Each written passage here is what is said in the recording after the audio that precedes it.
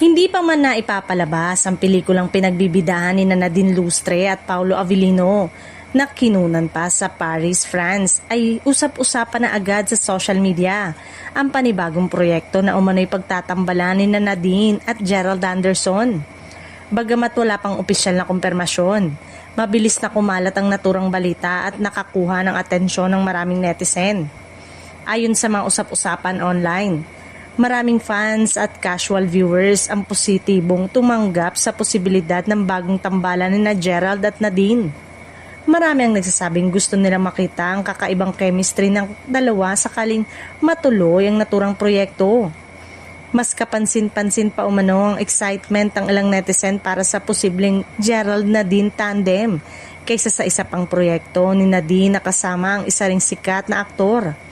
Dahil dito, umani ng iba't ibang reaksyon online ang mga usap-usapan sa social media.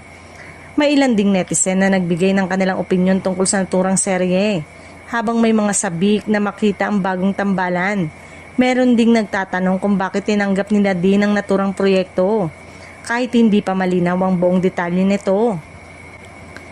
Sa ngayon ay wala pang opisyal na pahayag mula kina Nadine at Gerald o sa kanilang management tungkol sa isyong ito. Dahil dito ay nananatiling haka-haka lamang ang balita hanggang sa magkaroon ng formal na anunsyo mula sa mga kinauukulan. Habang hinihintay ang kumpirmasyon, nakatuon muna ang pansin ng mga tagahanga sa nalalapit na pagpapalabas ng pelikula ni Nadine at Paolo Avellino.